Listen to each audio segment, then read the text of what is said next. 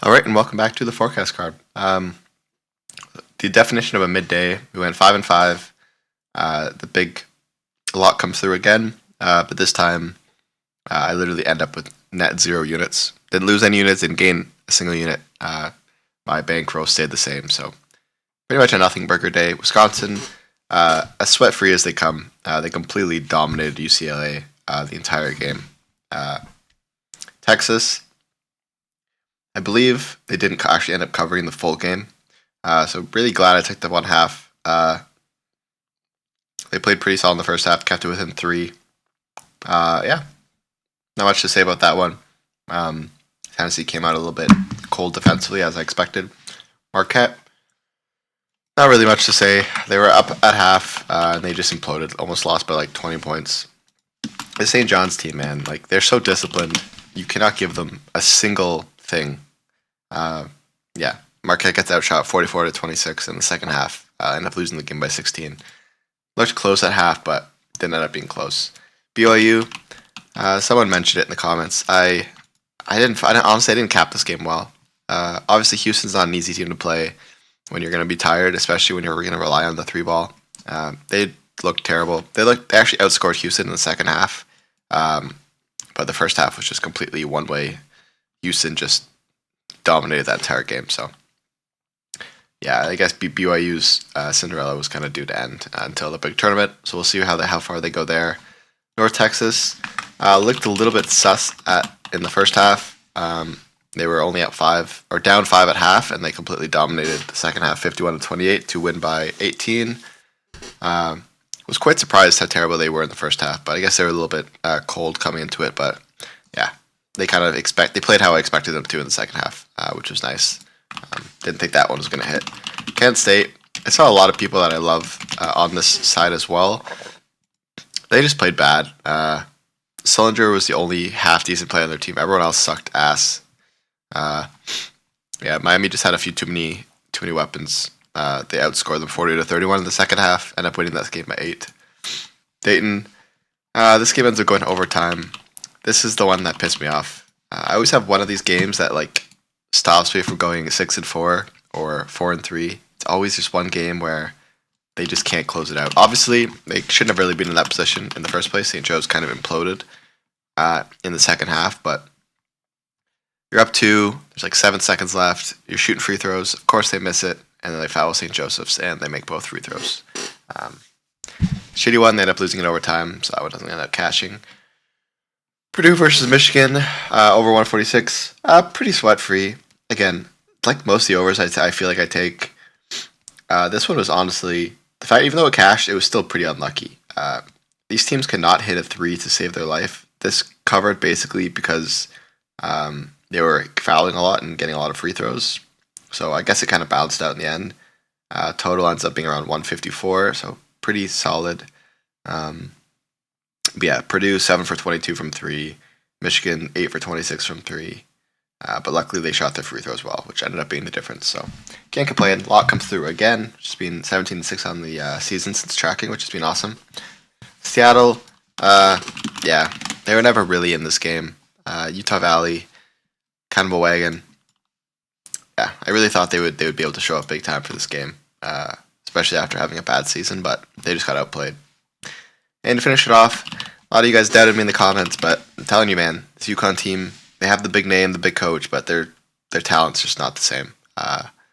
Yeah, Sonego was the cornerstone for their team, and I feel like lacking that, they just don't have the size anymore inside the paint. Creighton, sorry, they just out-rotated them the entire game. Too many weapons. Creighton ends up winning that game outright by 9 points or 11 points or something. But anyway, 5-5 on the day. A lot comes through, so it makes it a solid day. Well, not a solid day, a neutral day, but I know a lot of you probably only take the lock, so the locks have been going crazy. Hopefully they continue to do so. The slate today is a little bit weird, but I'm hoping to... I like the games enough, so I'm hoping at worst a 4-3 day, because we've been going even for 2 weeks. Yeah, anyway, let's get into the 7 games that I like for tomorrow. All right, let's get into game number 1, which is Maine versus Bryant.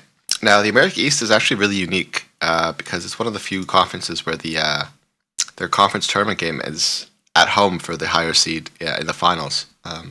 This Maine team, honestly, they've been pretty impressive. I think I faded them early on in the tournament. One of their first few games where they were playing against Vermont, and they ended up beating them by 15. That was more of a Vermont sucked, and they were kind of missing some players right before tip off. I think Bryant is the way better team here.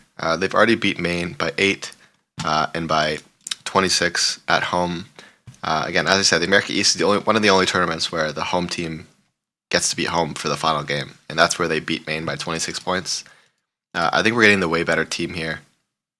Maine is a team that really has only played well at home. Obviously, they played really good so far, but they only played one game in this tournament, and that was on the road. It wasn't like a true neutral court. But Vermont, man, I don't know. I don't know what that game was. That was something else, but I don't think that means Maine is really good. They still only put up 57 points. Not impressive. Bryant, one of the better home teams in college basketball. They the fourth best home advantage in the conference. Maine also has the third best home advantage in conference, but on the road they are much, much worse than they do play at home. Bryant, again, like I said, they dominated Maine in the one game they played against them at home. If you look at the matchup a little bit, it's a Bryant team that, again, both these teams are pretty solid defensively. But again, Bryant, I think they're going to find some success in the paint. They're going to find success from three. But most importantly, and the X factor in this game is that Bryant is one of the best teams on the offensive glass. They're 9th in all of college basketball in second chance opportunity percentage. And this is a Maine team that they're just not big enough. They can't handle the size of Bryant. They're at 362 in giving up second chance opportunity percentage. So I think Bryant, obviously they're not necessarily known to be that great of an offensive team, but they're going to find a ton of success here on the offensive boards, and I think that's going to be a huge, huge difference. On the other side, Maine, their team, they're also not very good offensively. They basically heavily rely on forcing turnovers to get points, but when you rely on forcing turnovers to get points, you have an extremely inconsistent way of getting points. If Bryant plays more strict, and I think they will because this is a finals game, I don't see a world here where Maine has really any easy avenues to get points. Meanwhile, Bryant is going to find a ton of success on the offensive boards. And overall, Maine is just a much worse defensive team. So yeah, I really love the spot here. Obviously, Maine's still a good team at forcing turnovers, but they played one of the easiest schedules in college basketball. Bryant is the way better team, due for less regression than Maine is. I think Bryant blows them out here at home. Even if they don't blow them out, I think they'll be up by like worst case 5 points with like 5 minutes left. And if the foul game starts, I think they're gonna find a lot of success. So give me Bryant -7 as my first game of the day. Super early at 11 a.m. All right, adding on to the second game, which is going to be our lock of the day. I really love the spot for Michigan State. I think they've just been the better team. And yes, they are a very one-dimensional offense. But the biggest thing is here, if you look at how Wisconsin has won their most recent games, yes, they just crushed UCLA by 16 points, but they shot 19 for 32 from three. UCLA, they had 6 more turnovers than UCLA did, and rebounds were equal. Blocks were equal. I like they just shot really well. That's it. And if you look at Michigan State, they're the best team in all of college basketball in limiting teams from the three. They hold teams on average to 27% from three. I just don't see a world here, especially after such a hot performance, that Wisconsin can find success. They looked really bad everywhere else but three. They didn't shoot the free throws well. They turned the ball over a ton. And I do think Michigan State is just one of the hottest teams in the country here, and we're catching basically, arguably, just a one possession, point here. I love the spot here. If you look at these two teams in the last 5, Michigan State has been a top 5 team basically all year, and especially in the last 10 games. They've been elite, the best team in the conference by far. Wisconsin, last 5, they've barely been a top 50 team. They're a much less consistent team than Michigan State. And they definitely don't play against elite teams as well as Michigan State does. I genuinely don't believe that the revenge factor is going to be that big of a deal here in a tournament game where both teams are going to be trying their hardest. I genuinely don't believe that this Wisconsin team is really this good. Obviously, they just had an insane game, but Tanji was like 10 for 10 from the field. Michigan State is a way better defensive team than UCLA kind of ended off the season as. They're riding an 8-game win streak, 9 of their last 10, which includes a win over Wisconsin by 9 points. Wisconsin, before these games, they really haven't looked very impressive. They had a really solid win against Illinois back mid-Feb, but they lost to Oregon outright. They lost to Michigan State by 9. They lost to Penn State by 11. They barely beat Minnesota. They barely beat Northwestern. Meanwhile, Michigan State, crushed a really good Maryland team. Didn't crush a really good Maryland, but they beat a really good Maryland team. They beat Purdue. They beat Illinois by like 14 points. They beat Iowa. Beat Michigan. They beat Oregon by 10. I think there's a way better team here. I think it's going to prove to be the case. They're the better team on the road. Yeah, Wisconsin on paper is the better offensive team. Michigan State's the better defensive team. Again, I always say this: consistency is much easier to replicate on defense than it is on offense. This is a Michigan State team that doesn't shoot a lot of threes, but they are going to find success in the near paint, in the mid range. This is a Wisconsin team that's not even top 100 in defending the paint. Again, Wisconsin, they're a solid team. Don't get me wrong; they're going to find some success if they choose to shoot mid range, but they don't really shoot any mid range shots. 16% of their shots come from the mid range. Other than that, Michigan State does not give you much to go with. Wisconsin is a really good free throw shooting team, best in college basketball.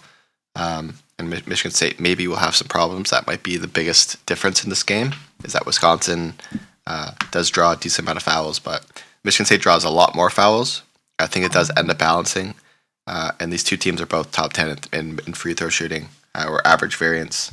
I think kind of hits the hay here. So, I think Michigan State's a better team. We're getting at -2.5 against a Wisconsin team that has only won games when they shoot over 50% from three in their last few games. And against the best three-point defense in all of college basketball, who's played a harder schedule, to being the better team. They're riding an insane win streak. I think they're going to win this game outright by 5 to 10 points like they have been consistently. So give me MSU here, -2.5. All right, heading on to game number 3, we have Loyola Chicago versus VCU. Now, obviously, this is a decent Loyola Chicago team, but I basically told myself that after VCU played one game, I would bet them. Now that they're comfortable with the court, this is basically a home game for them. This stadium's only less than 100 miles from their house. It's over 500 miles away from Loyola's place, and obviously VCU is by far the best team in this division. Statistically, they're a team that I think has a really solid chance here at making a run in the dance to like Sweet 16 and maybe even further. I think they're that good in the Atlantic 10. They played a harder schedule. They've been the way better team. Loyola Chicago on the road has been kind of bad, terrible to look at. Obviously, they just had a pretty impressive win, but St. Louis is also really bad on the road. If you look at how this Loyola team likes to score, they're really not that great of an offensive team in general. They like to shoot threes. They basically shoot threes in near basket shots. VCU top 40 3-point defense, top 15 near basket defense. They don't give up offensive boards. They don't turn the ball over too much. And Loyola does not shoot the free throw well at all, right? Shooting at like a 67% clip. On the other side, VCU, they're not really a great three-point team, even though they shoot 45% from three. But Loyola does not defend the three well, ranked 147th three-point defense. It's the spot that they struggle the most at defending. The biggest difference here is that VCU top 50 team at second chance opportunities. Loyola Chicago, not even the top 300 in limiting second chance opportunity percentage. Now they turn the ball over a ton. VCU forces a ton of turnovers. They're the better free throw shooting team. They're basically playing at home here. We're getting them at a pretty fair price. So I really do think VCU is the side. I don't fully believe in this Loyola team. I think VCU, they might start slow like they typically do, but I think they're just a way more well-rounded, more talented team. And I think they slowly pull away in this game and win by 14, 15 points. All right, that brings us to game number 4, Dartmouth versus Cornell. Now, Cornell, they have been really, really good to end off the year. They're definitely one of the better teams in Ivy, probably the second best behind just Yale, but They're a team that just heavily relies on the three. And then when the threes really aren't falling, they typically are not winning games. They're decent at forcing turnovers, sure. But this is a Dartmouth team that is elite. They're top 8 in college basketball defending the 3-point shot. That kind of, converts a little bit to defending the mid-range. I think this is going to be a game here where Cornell really struggles to shoot the three. Dartmouth, both these teams shoot the free throw almost identically well, but Dartmouth fouls a lot less than Cornell does. I think Dartmouth is going to get to the line a decent amount. I think they're also going to find a little bit of success from three. They also shoot a ton of threes, but Cornell does not defend the three, not even a fraction as well, ranked 221st. Both these teams play at an extremely fast pace. But yeah, I like the spot for Dartmouth. These two teams have played twice already this year, and pretty split. But the biggest thing is when Dartmouth beat Cornell, it was like a complete blowout, 49-88. You could argue that Cornell is going to come into this game with revenge, but I think that is a game that kind of proved that if Cornell can't hit their threes and they can't defend the three, that Dartmouth has a really good chance here to keep this game close. Cornell did beat them when they played in the other opponent's home court on the road, where they won by 11 points. But I think this is a spot here. Yes, Cornell is coming off like some insane performances, 90, 102, 100, but those were against teams that don't defend the three well. I think Dartmouth, being well rested into this game, is going to find some success. They're one of the best teams at covering in college basketball. 17-8 against the spread. 8-4 with 4 days off. Equal rest or 12-5 against the spread. They've been really good in conference games. I think they play this game tough, like they typically do in Ivy. Yes, Cornell's 5-0 in their last 5 games on the spread, but any team that shoots a ton of threes, eventually shit's going to hit the fan, especially when that's all you rely on. So I think Dartmouth can keep this game within the number. I do think Cornell wins, but I think it becomes a really close game down the wire. I think Dartmouth just has the better coaching. So give me Dartmouth plus 5.5. It's my 4th favorite game of the day. All right, bringing us to game number 5. It is officially confirmed again that Mr. Flag is not going to be playing in this game. Obviously, Duke looked like pretty solid, but they almost lost that game, if we're being honest. It came right down to the wire. If free throws went a different way, there's a good chance Duke isn't even in this game after imploding in the second half. I think teams are going to watch that tape, figure out what the problem was. These teams are having these core players on Duke are having to play at a much higher level here to replace the massive hole that Flag has left, and I think they're going to be extremely gassed, especially against a pretty. I'm not saying UNC is a great team, but they were playing really hard, really physical. I think they're going to be tired. Obviously, Louisville also just played a physical game against Clemson, but they kept Clemson to basically nothing. Really impressive defensive performance, better coach team.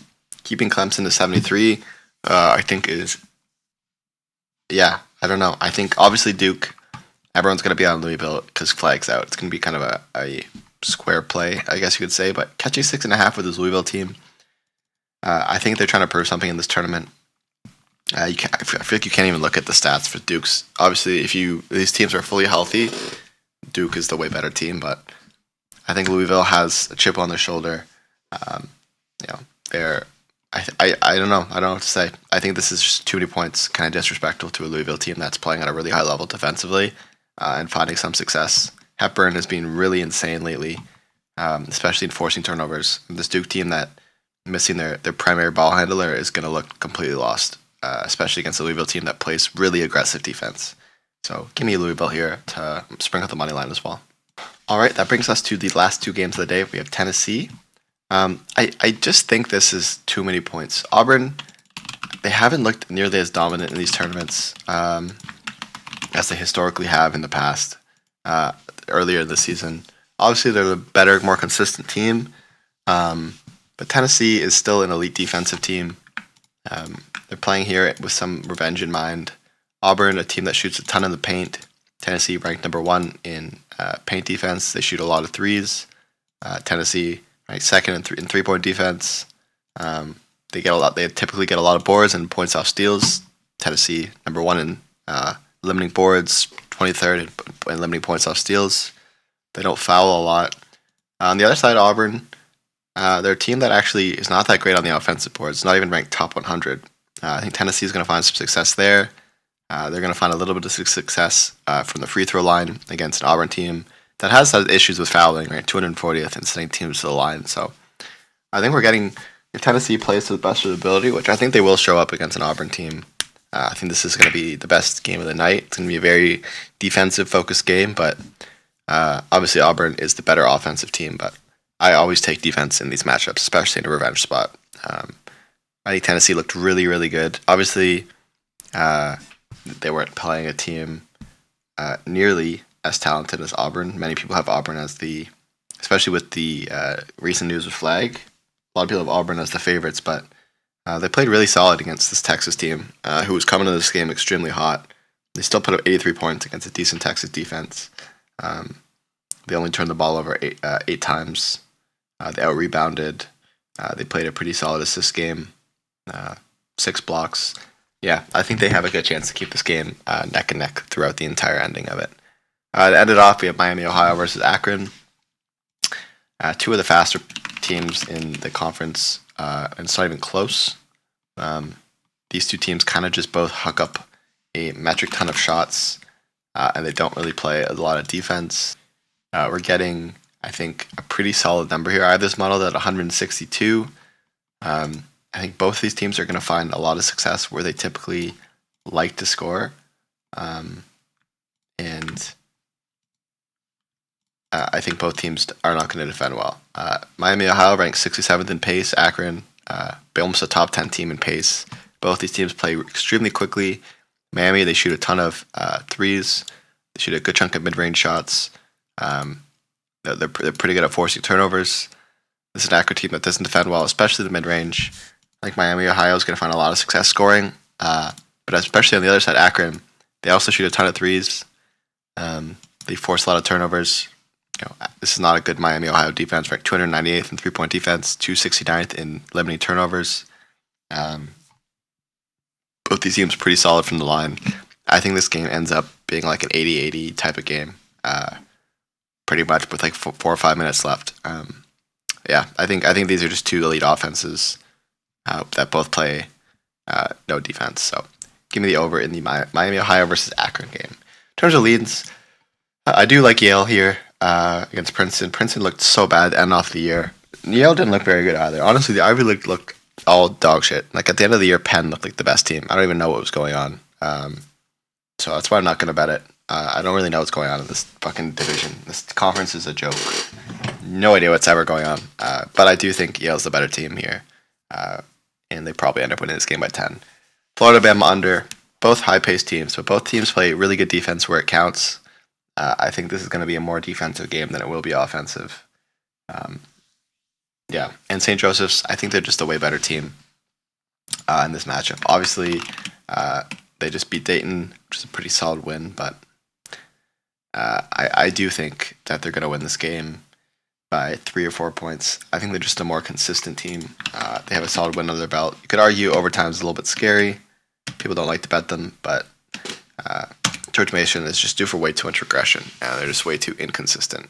I think St. Joe's probably rolls in that game. Might end up betting, but we'll see.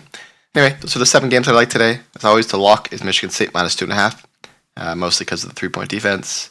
Bryant, home advantage. I think I love that spot. VCU, way better team. Dartmouth, elite 3-point defense. And Louisville, scrappy team, better coach, no flag. Tennessee, tight game. Auburn, not playing for nearly as hard. I think this is going to be a scrappy defensive game. Tennessee has the advantage on the free throw line and the offensive boards, and Miami, Akron, two fast-paced, good offenses that don't play defense. That's everything for today. If you have any questions, hopefully we have a solid day today. Let's bring the locks to 18-6, and hopefully we can get a positive day today. It's really frustrating when you spend like hours researching just to have your units, your bankroll not even change. But yeah, I'm optimistic that we're going to end on a high note. Because we had like a really good 14-0 streak, and then we had like 9 days of nothing. So still riding that high wave in terms of units, but let's see how tomorrow goes, and I'll see you guys all tomorrow.